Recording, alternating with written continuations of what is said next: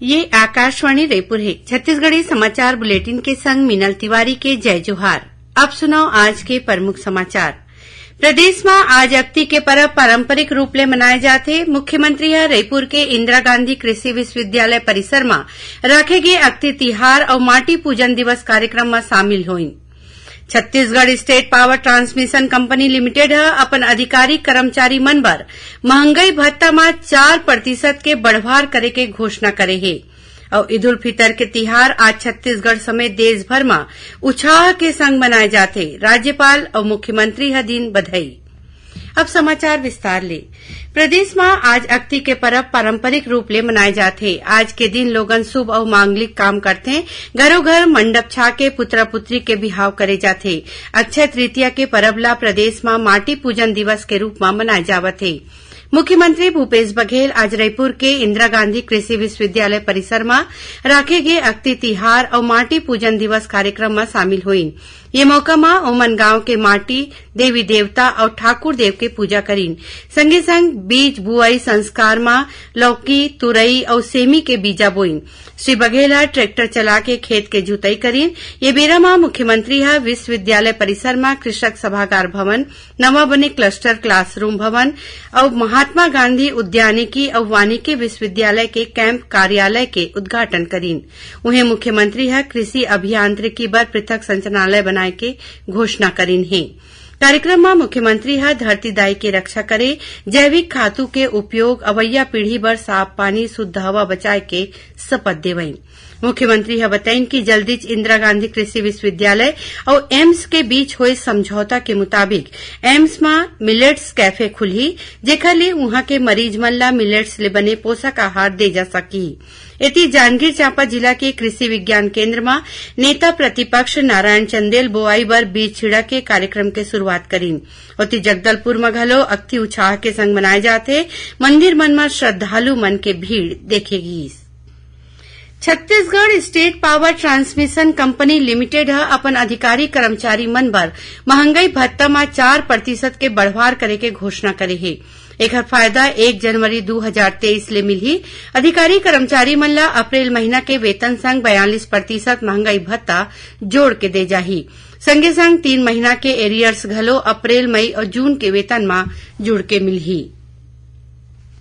दक्षिण पूर्व मध्य रेलवे के बिलासपुर कटनी रेलखंड में पाछू 19 अप्रैल के सिंहपुर स्टेशन में हुए रेल दुर्घटना के सेती ट्रेन के अवई जवई प्रभावित हवय। आज बिलासपुर इंदौर नर्मदा एक्सप्रेस, कटनी चिरमिरी और जबलपुर अंबिकापुर एक्सप्रेस रद्द रही। उन्हें यही रेलखंड के एक लाइन में ट्रेन के अवई जवई शुरू कर दे गए है। कुछ एक गाड़ी ला बदले रद्दा ले चलाए जावत है। इमा दुर्ग निजामुद्दीन संपर्क क्रांति एक्सप्रेस, पुरी ऋषिकेश उत्कल एक्सप्रेस और विशाखापट्टनम अमृतसर हीराकुंड एक्सप्रेस ला बदले रद्दा ले चलाए जाते। इस बीच दक्षिण पूर्व मध्य रेलवे के रायपुर रेल मंडल के भिलाई और कुम्हारी के बीच रोड अंडरब्रिज बनाए के काम काली 23 अप्रैल के बिहनिया 9 बजे ले 24 तारीख के रतिया 9 बजे तक करे जाना है। जेखर सेती काली Raipur Durg Raipur MEMU passenger special रद्द रही। संगे संग ये रद्दा में चलैया कतकोन गाड़ी ला 3 ले 4 घंटा अबेर ले रवाना करे जाही। प्रदेश में काली कोरोना संक्रमण ले 3 झीन मरीज के मौत के मामला आगू आए है। एमा ले 2 मरीज पहली ले आने बीमारी ले पीड़ित रहीन। उन्हें 1 मरीज के कोरोना संक्रमण ले मौत हुई है। मौत हुए लोगन में रायपुर, जांजगीर चांपा और बस्तर जिला के मरीज शामिल हैं। प्रदेश में काली कोरोना संक्रमण के 518 नवा मामला आगू आए हैं। सबले ज्यादा रायपुर जिला में 65 झीन मरीज मिले हैं। राज्य सरकार जेल विभाग में जेल अधीक्षक और उप जेल अधीक्षक के स्थानांतरण आदेश जारी करे है। एमा उत्तम कुमार पटेल ला केंद्रीय जेल रायपुर के जेल अधीक्षक के प्रभार सौंपे गए है। उन्हें योगेश सिंह केंद्रीय जेल अंबिकापुर के जेल अधीक्षक हुई। एकर संगे संग आर रायला केंद्रीय जेल दुर्ग के प्रभार दे गए है। उप जेल अधीक्षक MN प्रधान ला केंद्रीय जेल महासमुंद और राहुल गंगराले ला उप जेल डोंगरगढ़ भेजे गए है। छत्तीसगढ़ी समाचार बुलेटिन आप मन आकाशवाणी रायपुर ले सुना था। अब आगू बढ़बो बाचे समाचार कोती। अब सुनाओ आकाशवाणी के लोकप्रिय कार्यक्रम प्रधानमंत्री के मन की बात में आधारित विशेष श्रृंखला।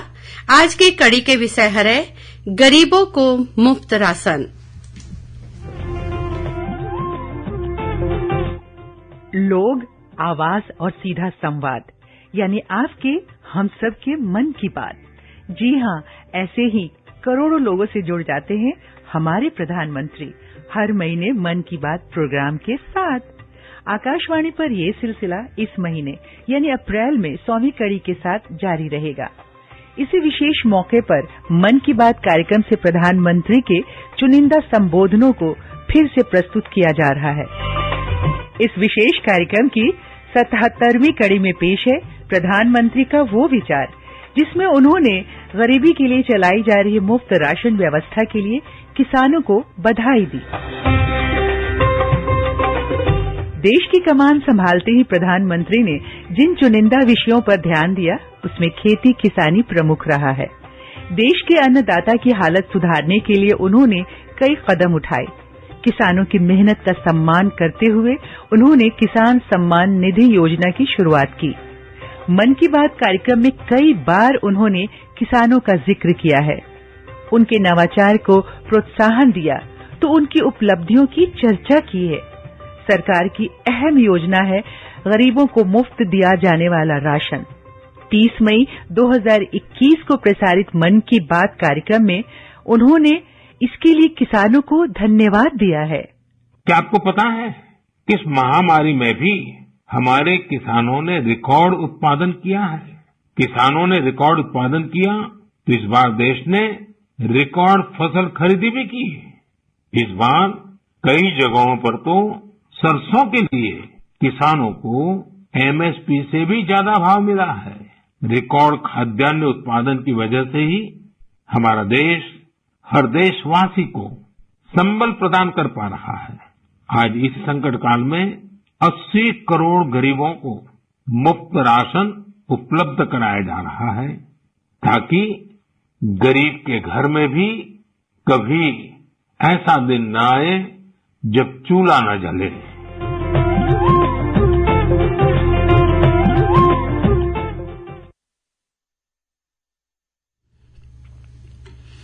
ईद उल फितर के तिहार आज छत्तीसगढ़ समेत देश भर में उत्साह के संग मनाए जाथे। रमजान के एक महीना के रोजा के बाद काली रतिया चांद देख के आज ईद के उत्साह मनाए जाथे। ईदगाह और मस्जिद मन में विशेष नमाज अदा करेगिस। राष्ट्रपति द्रौपदी मुर्मू, उपराष्ट्रपति जगदीप धनखड़, प्रधानमंत्री नरेंद्र मोदी, छत्तीसगढ़ के राज्यपाल विश्वभूषण हरिचंदन, मुख्यमंत्री भूपेश बघेल और विधानसभा अध्यक्ष डॉ चरणदास महंता ईद उल फितर के बधाई दिन है। उन्हें राज्य हज कमेटी के अध्यक्ष मोहम्मद असलम खान घलो प्रदेशवासी मन ला ईद के मुबारकबाद दीन। काली इतवार के हल्बी में साप्ताहिक समाचार बुलेटिन प्रसारित करे जाही। करीबन 15 मिनट बेरा के ये साप्ताहिक समाचार बुलेटिन बिहिनिया 7:30 बजे ले आकाशवाणी केंद्र जगदलपुर ले प्रसारित करे जाही। एला बस्तर संभाग में सुने जा सकही। प्रादेशिक समाचार एकांश आकाशवाणी रायपुर डहल जिले की चिट्ठी कार्यक्रम के प्रसारण काली संझा 6:05 ले 6:10 तक करे जाही। ये कार्यक्रम ला छत्तीसगढ़ के जम्मू आकाशवाणी केंद्र रिले करही। ये बखत के अंक में मुंगेली जिला के बारे में जानकारी दे जाही। प्रदेश में मौसम बदलत है। आज राज्य के कतकुन जगह में हवा गरेर और वर्षा होए के समाचार मिले हैं। खबर के मुताबिक महासमुंद जिला के झलप और जसपुर जिला में जोरदार वर्षा होए के खबर हवय। उन्हें रायगढ़ और धमतरी में अंधड़ संग करा गिरे है। मौसम विभाग के मुताबिक प्रदेश में नमी वाले हवा आए के सेती मौसम बदलत है। आखिर में प्रमुख समाचार एक घाव फेर। प्रदेश में आज अक्ति के परब पारंपरिक रूप ले मनाए जाते। मुख्यमंत्री है रायपुर के इंदिरा गांधी कृषि विश्वविद्यालय परिसर में राखे गए अक्ति तिहार और माटी पूजन दिवस कार्यक्रम में हुई शामिल। Chhattisgarh estate power transmission company limited है अपन अधिकारी कर्मचारी मन बर महंगाई भत्ता में 4% के बढ़वार करे के घोषणा करे है। और ईद उल फितर के तिहार आज छत्तीसगढ़ समेत देश भर में उत्साह के संग मनाए जाते। राज्यपाल और मुख्यमंत्री हदीन बधाई। एकरे संग छत्तीसगढ़ी समाचार बुलेटिन इहें सिरावत है। जय जोहार।